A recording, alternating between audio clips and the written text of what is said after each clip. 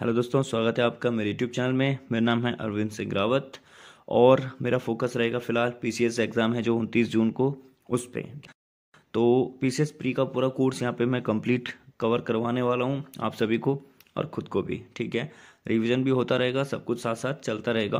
पहले हम सिलेबस को कंप्लीट करेंगे। जो मेरा टारगेट है, विद इन 60 डेज़ हम इस पीसीएस प्री के कोर्स को कंप्लीट करेंगे। लेवल काफ़ी डीप रहने वाला है, वो आपको इस वीडियो से अंदाज आ जाएगा।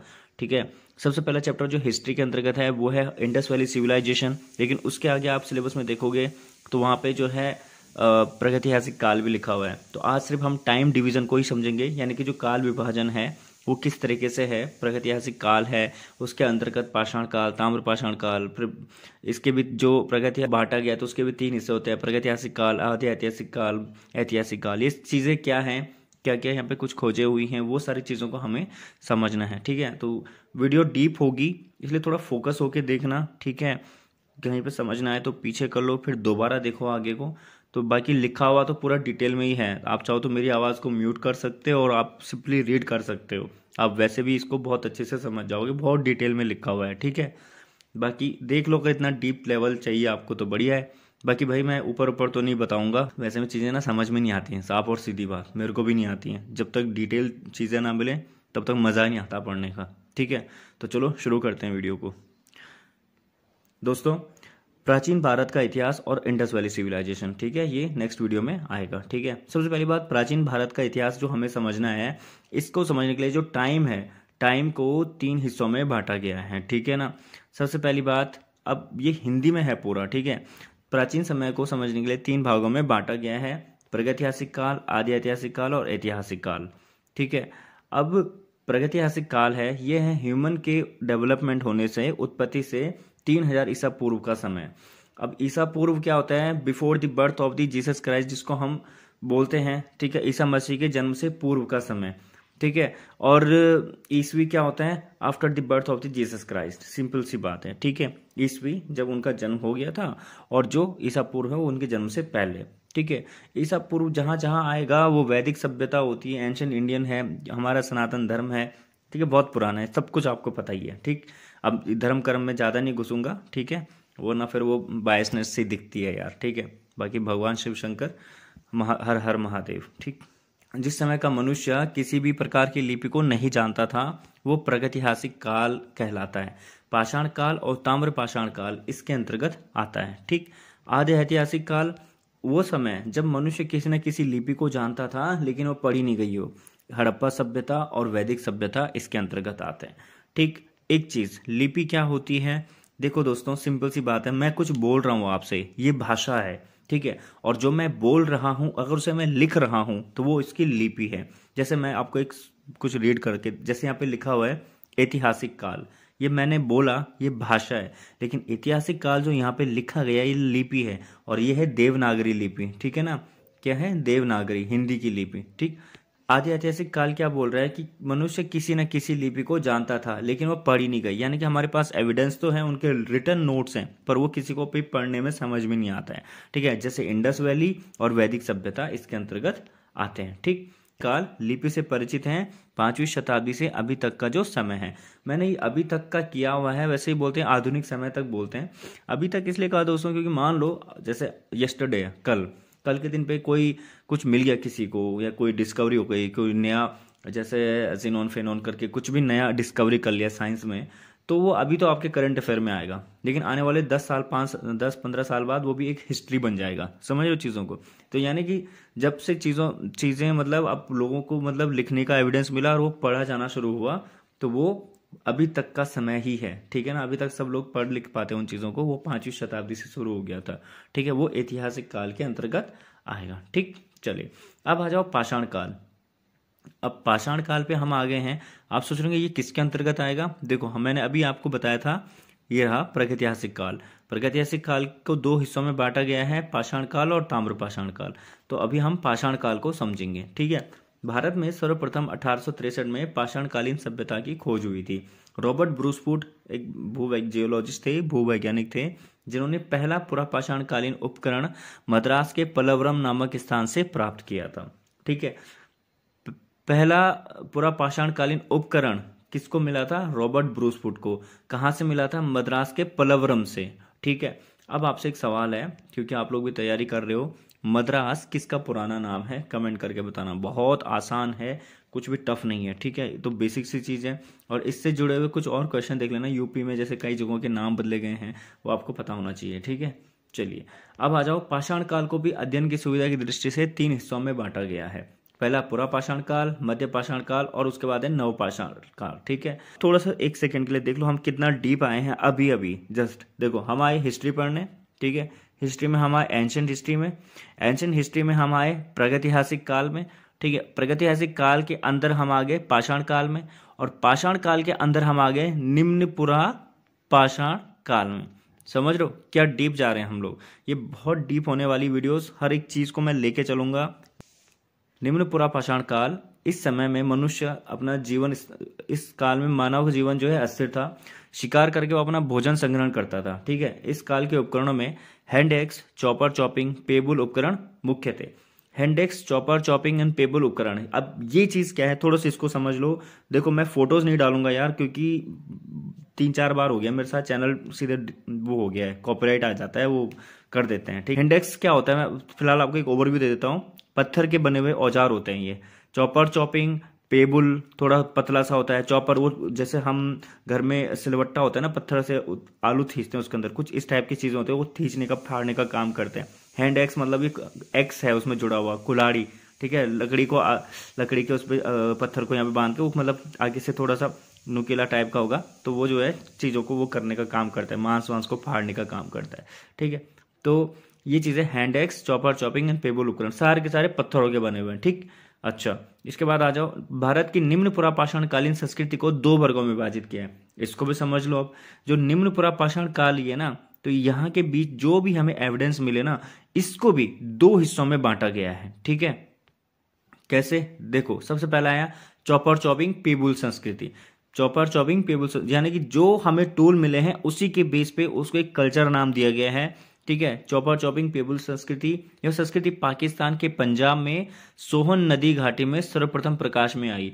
प्रकाश में आई का मतलब क्या होता है? अस्तित्व, मतलब इसका खोज वहां पे हुआ, तो लोगों को लगता है कि हाँ, मतलब जो खोज करते हैं उनको लगता है कि जो ये चॉपर, चॉपिंग सिविलाइजेशन रही होगी, ये सोहन घाटी है, सोहन नदी घाटी है, तो कहाँ? पाकिस्तान के पंजाब में। ठीक है, तो यहाँ पे ये एग्जिस्ट करती थी। ठीक है, क्योंकि एविडेंस वहीं मिले हैं। ठीक, अच्छा, अतः इसे सोहन संस्कृति या सोहन उद्योग के नाम से भी जाना जाता है, इसलिए इसको सोहन संस्कृति भी बोलते हैं या सोहन उद्योग भी इसको बोला जाता है। ठीक, बाकी आप भी खुद रीड कर लो, चीजों को पॉज करके देखो, खुद से पढ़ के भी बहुत चीजें समझ में आती हैं। ठीक, चलिए आगे देखो। इस संस्कृति का मुख्य स्थल है पिंडी गेब। अब पिंडी गेब क्या है? ये भी बिल्कुल वही है, पाकिस्तान के पंजाब में। ठीक है, इसका संबंध दक्षिण पूर्व एशिया से मिलने वाली चॉपर, चॉपिंग संस्कृति से। दक्षिण पूर्व एशिया। ठीक है, अब यार इसको मैं आपको ऐसे समझा देता हूं। तो एशिया का नॉर्थ, साउथ, ठीक है, ये रहा वेस्ट और ये पूर्व, तो एशिया का ये वाला हिस्सा, यहाँ वाला हिस्सा, ठीक है, यहाँ की बात कर रहे हैं। ठीक, एक्स संस्कृति। अब दूसरा हिस्सा निम्न पुरा पाषाण काल को उनके जो एविडेंस है उसके फॉर्म पे 2 हिस्सों में बांटा था ना, तो एक्स संस्कृति यानी कि हैंडेक्स संस्कृति की बात कर रहे हैं। ठीक है, उपकरण हैंडेक्स था, देख लो। इसे एश्यूल संस्कृति के नाम से भी जाना जाता है। क्या? एश्यूलन संस्कृति। ठीक है, बोल रहे हैं इस संस्कृति को सर्वप्रथम मद्रास के निकट अथिरम्पक्कम से प्राप्त हुए थे। अथिरम्पक्कम कहा? मद्रास के निकट। दोबारा क्वेश्चन है, मद्रास किसका पुराना नाम है? ठीक है, अथिरम्पक्कम जो जगह है वहां पे इसके क्या मिले थे? एविडेंस मिले थे, उपकरण मिले थे। उपकरण का मतलब वही पत्थर के बने हुए औजार, इसलिए इसे मद्रासी संस्कृति या मद्रासी उद्योग के नाम से भी जाना जाता है। फिर आया मध्य पुरा पाषाण काल को फलक संस्कृति के नाम से जाना जाता है। ठीक है, किस नाम से जाना जाता है? फलक संस्कृति।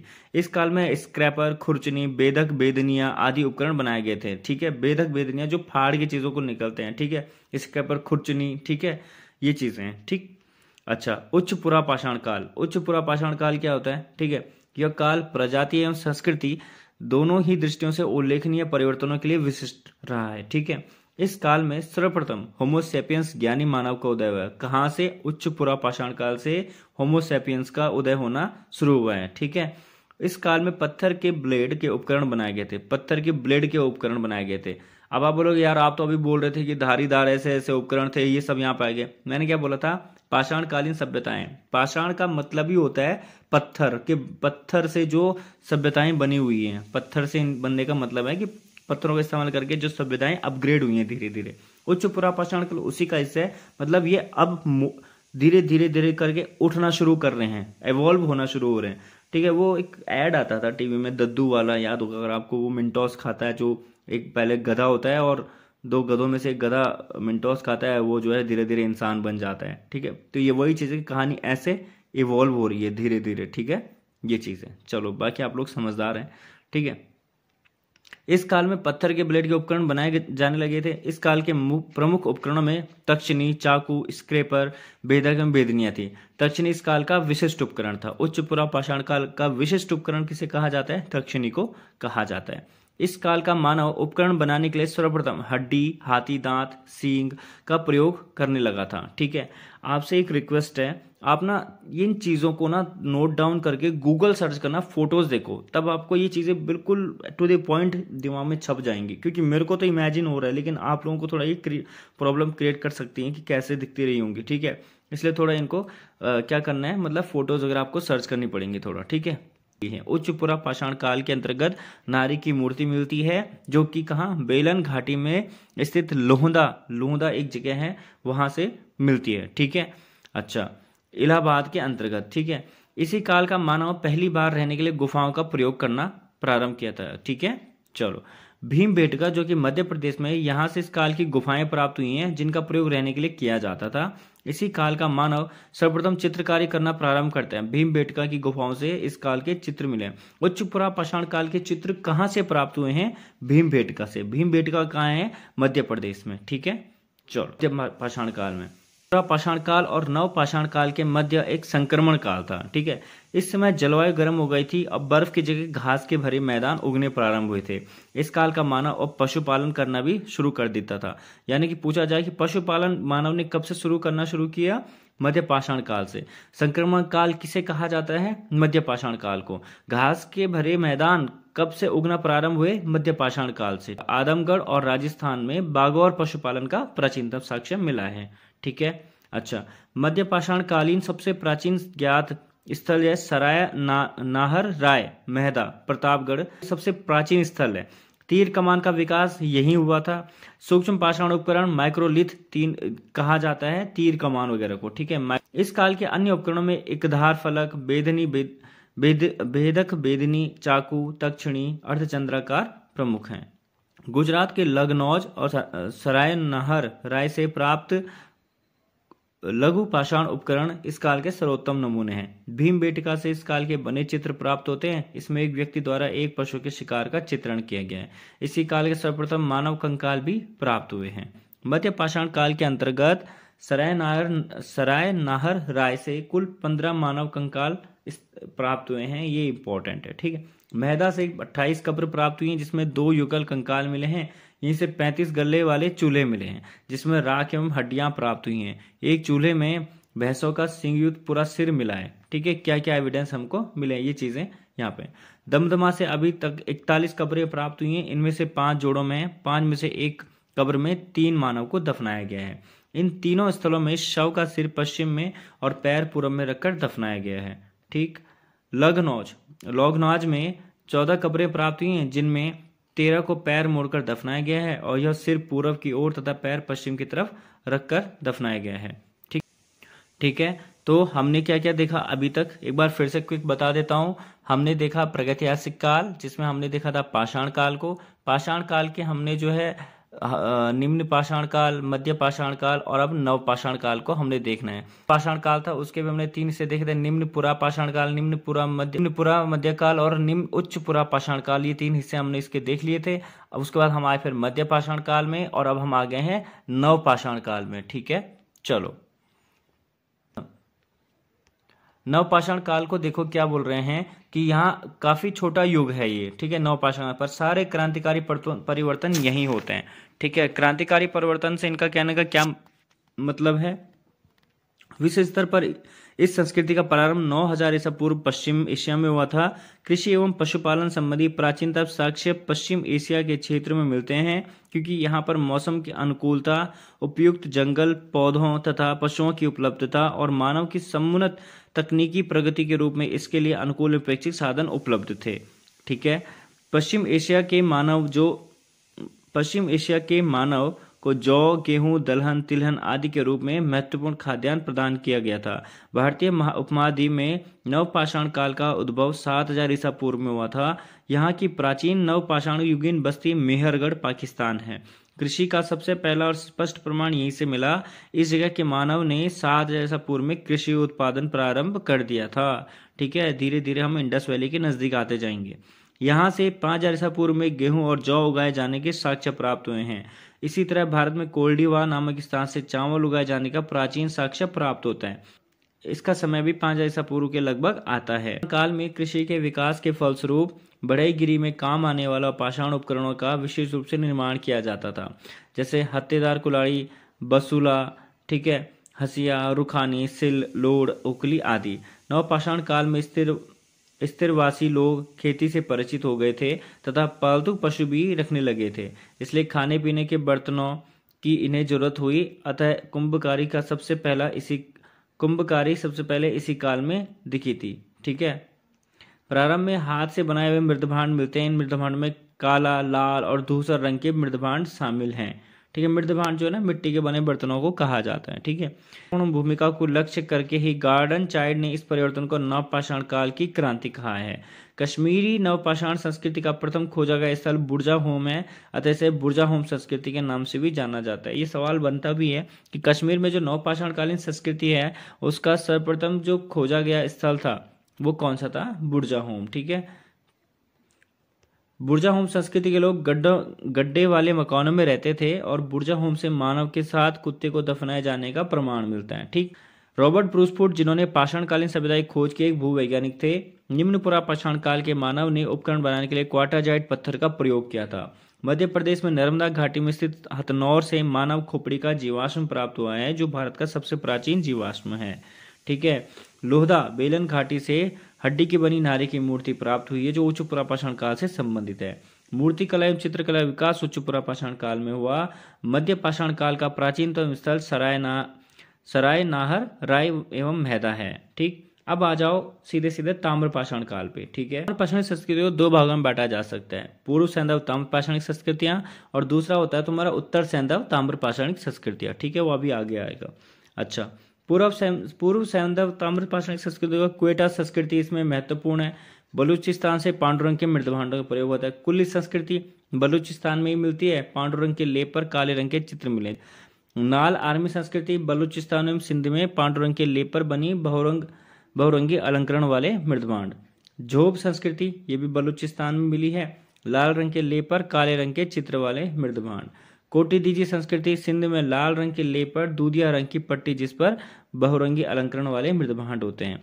पूर्व हड़प्पा संस्कृति पंजाब पाकिस्तान में मिलती है। लाल या बैंगनी रंग के लेप पर काले रंग की धारियों वाला मृदभांड इसमें होता है। ठीक है। उत्तर सैंधव ताम्र पाषाणिक संस्कृतियां, ठीक है, ये उसका दूसरा हिस्सा है। कायत संस्कृति यहाँ मिलती है मध्य प्रदेश नर्मदा घाटी में। लाल अथवा भूरे रंग के लेप पर बैंगनी रंग से चित्र वाले मृदभांड यहाँ मिलते हैं। राजस्थान में मिलती है। बनास घाटी में काले एवं लाल लेप पर सफेद रंग के चित्र वाले मृदभांड यहाँ मिलते हैं। मालवा संस्कृति, ठीक है, मध्य प्रदेश में नर्मदा घाटी में गुलाबी रंग के लेप पर काले रंग के चित्र वाले मृदभांड यहाँ मिलते हैं। और लास्ट जोरवे संस्कृति, ये महाराष्ट्र में मिलती है। गोदावरी घाटी में लाल रंग के मृदभांड प्रमुख रूप तथ्य इसके हैं। ठीक है। ताम्र पाषाणिक संस्कृतियां ग्रामीण संस्कृतियां थी। कृषि पशुपालन इनका मुख्य व्यवसाय था, लेकिन इनके जीवन में शिकार का भी महत्व था। इस काल के लोग विभिन्न प्रकार के शिल्प व्यवसाय से भी परिचित थे। ये चौक निर्मित मृदभांडों का प्रयोग करते थे। ठीक है। सर्वाधिक पूर्व सैंधव ताम्र पाषाणिक संस्कृतियां बलूचिस्तान से प्राप्त हुई। कुल्ली संस्कृति से अलंकृत नारी मूर्तियां प्राप्त हुई हैं। कुल्ली संस्कृति के अंतर्गत मेही से तांबे का बना दर्पण प्राप्त हुआ है। नाल से सेलखड़ी पत्थर की बनी मुहर पर पंजे में सर्प दबाए हुए गरुड़ का चित्र मिलता है। आहार का प्राचीन नाम ताम्रवती मिलता है। ठीक है। जोरवे संस्कृति के लोग अपने मृतकों को घर के अंदर दफनाते थे, सिर उत्तर एवं पैर दक्षिण में रखकर दफनाते थे। प्रागैतिहासिक काल को देखा है, इसमें हमने पाषाण काल और ताम्र पाषाण काल को देख लिया है। 2 दिन में जो वीडियो आएगी वो आएगी आदि ऐतिहासिक काल के ऊपर, जिसमें हम हड़प्पा सभ्यता को देखेंगे और मैं कोशिश करूंगा कि वैदिक सभ्यता भी ऐड कर दूं, पर वीडियो काफ़ी लंबी हो जाएगी क्योंकि इंडस वैली का भी बहुत सारा मैटर है, ठीक है ना। अच्छा, उसके बाद फिर शुरू हो जाएगा ऐतिहासिक काल, यानी कि जो हमारी हिस्ट्री हम पढ़ते ही आए हैं, ठीक है।